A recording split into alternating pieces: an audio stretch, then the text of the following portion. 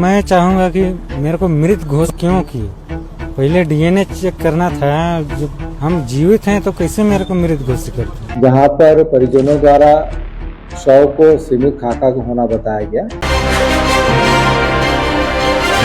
आप देख रहे हैं जशपुर सिपाही।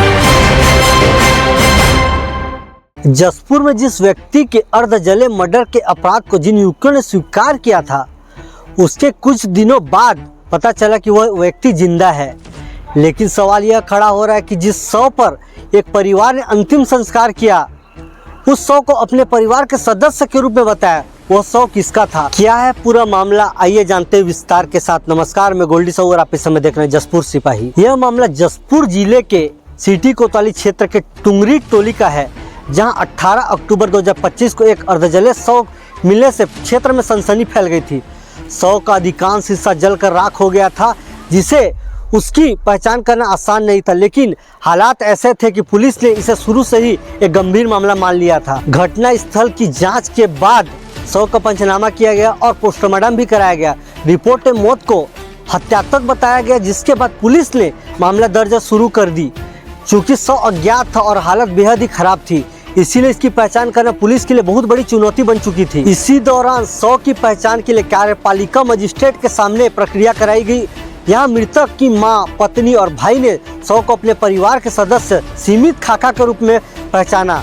पहचान के बाद परिजनों ने पूरे रीति रिवाज के साथ अंतिम संस्कार और दशकर्म की प्रक्रिया को भी पूरी की। जांच को आगे बढ़ाते हुए पुलिस ने फोरेंसिक विशेषज्ञों से घटनाक्रम का सीन ऑफ क्राइम कराया। गवाहों के बयान दर्ज किए गए। जांच के आधार पर इस मामले में 4 आरोपियों को न्यायिक रिमांड पर जेल ही भेजा गया। आरोपियों के बयान पर न्यायिक मजिस्ट्रेट के सामने दर्ज कराया गया, जहां उन्होंने घटना को अंजाम देने की बात भी स्वीकार की थी। लेकिन यहां पर यह केस ने करवट ले ली है और कुछ समय बाद जानकारी सामने आई कि सीमित खाका जिंदा है और वह झारखंड के हजारीबाग क्षेत्र में मजदूरी का काम कर रहा था।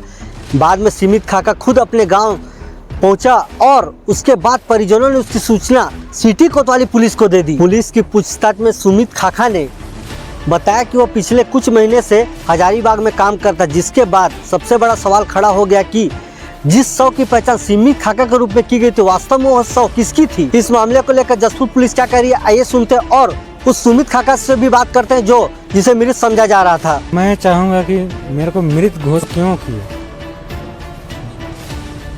पहले डीएनए चेक करना था। जब हम जीवित हैं तो कैसे मेरे को मृत घोषित करते। अब मेरा साथी लोग हैं, उन लोग अंदर क्यों सड़ रहे हैं, बस हम यही चाहते हैं उन लोग को छोड़ दें बस।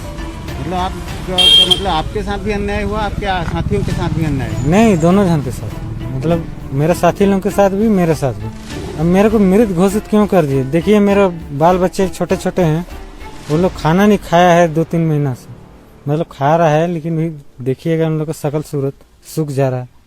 बताइए, जीवित को मृत घोषित करना किसका कानूनी है, बताइए। घटना कारित होने के बाद कुछ संदेहियों को थाना पूछताछ हेतु लाया गया था। संदेहियों द्वारा हत्या करना स्वीकार किया।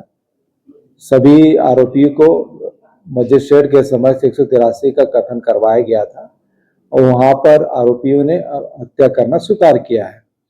साथ ही साथ कार्यपालक मजिस्ट्रेट के समक्ष उनके परिजनों के समक्ष शिनाख्ती कार्रवाई की गई थी, जहां पर परिजनों द्वारा शव को सीमित खाका का होना बताया गया। इन दोनों प्रक्रिया में पुलिस उपस्थित नहीं होती है। दोनों तथ्यों को माननीय न्यायालय के समक्ष प्रस्तुत किया गया था, जहां पर इनको जेल भेजा गया था। वर्तमान में सीमित खाका वापस आ गया है। इस मामले में अस्थायी रिहाई के प्रक्रिया प्रारंभ की गई है और पुनः विवेचना जारी किया जा रहा है। न्यूज की हर अपडेट सीधे आपके मोबाइल पर चैनल को सब्सक्राइब करें और नोटिफिकेशन ऑन करें।